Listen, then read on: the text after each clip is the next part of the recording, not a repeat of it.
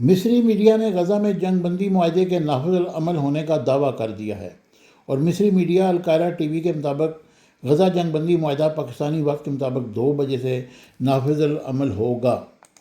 ادھر اسامہ بن حمدان حماس کے جو رہنما ہیں، انہوں نے اسرائیل کے ساتھ طے پائے جانے والے غزہ امن معاہدے کی تفصیلات بتائیں، اور معاہدے کے تحت اسرائیلی فوج غزہ شہر شمالی علاقوں رفح خان یونس سے انخلا کرے گی۔ حماس کے رہنما کے مطابق قطر کے عربی ٹی وی سے گفتگو کرتے ہوئے کہا کہ فریقین کے درمیان طے پانے والا معاہدہ غزہ پر جنگ کے مکمل خاتمے کا معاہدہ ہے، اور عالمی برادری کو اسرائیل کے رویے پر نظر رکھنی چاہیے تاکہ وہ معاہدے پر عمل درآمد کرے۔ معاہدے کے بنیادی نکات جو بزنس ٹائم نیوز نے حاصل کیے ہیں وہ میں آپ کے سامنے شیئر کرنے جا رہا ہوں۔ نمبر 1، غزہ میں جنگ کا مکمل خاتمہ ہوگا۔ جنگ بندی اسرائیلی کابینہ کی منظوری کے بعد ہوگی۔ قیدیوں کا تبادلہ معاہدے کے مطابق اعلان کے بعد ہوگا۔ ثالثوں نے جنگ بندی کے باضابطہ اعلان کا اختیار امریکہ کو دے دیا ہے، اور اسرائیلی فوج کو غزہ شہر شمالی علاقوں رفح اور خان یونس سے انخلا کرنا ہوگا، اور 5 سرحدی گزرگاہوں سے یومیہ 600 امدادی ٹرک غزہ میں داخل ہوں گے، اور امدادی سامان کی تقسیم کی نگرانی غزہ ہیومنز فاؤنڈیشن کے بجائے بین الاقوامی ادارے کریں گے۔ فلسطینی دلوں نے غزہ کا انتظام سنبھالنے کے لیے 40 نام پیش کر دیے ہیں، اور حماس کے رہنما نے واضح کیا کہ قیدیوں کا تبادلہ صرف اسی صورت ہوگا جب جنگ کے خاتمے کا باقاعدہ اعلان کیا جائے گا۔ انہوں نے کہا کہ اس معاہدے کی بنیادی شق غزہ پر جنگ بندی کا خاتمہ ہے، اور ساتھیوں نے یقین دہانی کرائی ہے کہ اسرائیل معاہدے کی خلاف ورزی نہیں کرے گا۔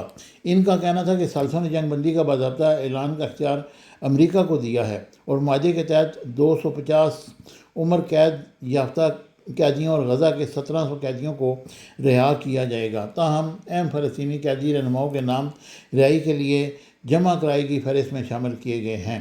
حماس کے رہنما اسامہ حمدان نے کہا کہ جنگ بندی کا نفاذ اسرائیلی حکومت کی منظوری کے بعد ہوگا، اور اسرائیلی فوج کو غزہ شہر شمالی علاقوں رفح اور خان یونس سے انخلا کرنا چاہیے۔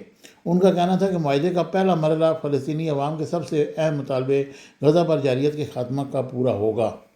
اسامہ بن حمدان نے التلفزیون العربی سے گفتگو میں کہا کہ معاہدے کے مطابق قابض فوج کو غزہ شہر شمالی علاقے رفح اور خان یونس سے انخلا ہر صورت میں کرنا پڑے گا۔ انہوں نے کہا کہ ہم کسی صورت قابض اسرائیل کو اپنے معاملات میں مداخلت کی اجازت نہیں دیں گے۔ ان کا کہنا تھا کہ فلسطینی دلوں نے غزہ کی پٹی کا انتظام سنبھالنے کے لیے 40 ناموں پر مشتمل ایک تجویز پیش کی ہے، اور غزہ کا انتظام اسرائیلی مداخلت سے پاک صرف قومی فلسطینی شخصیات کے ہاتھ میں ہونا چاہیے۔ انہوں نے کہا کہ جنگ بندی کا اسرائیلی حکومت کی توثیق کے بعد نافذ العمل ہوگی، اور معاہدے کا پہلا مرحلہ اسرائیلی عوام کا سب سے اہم مطالبہ یعنی غزہ پر جارحیت کا خاتمہ پورا کرے گا۔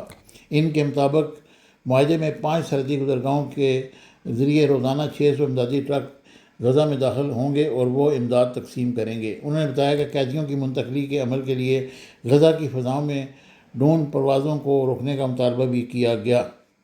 یہ تھا وہ معاہدہ جو طے پایا۔ Subscribe my channel Business Times News for latest political, national, international news. Don't forget to subscribe Business Times News.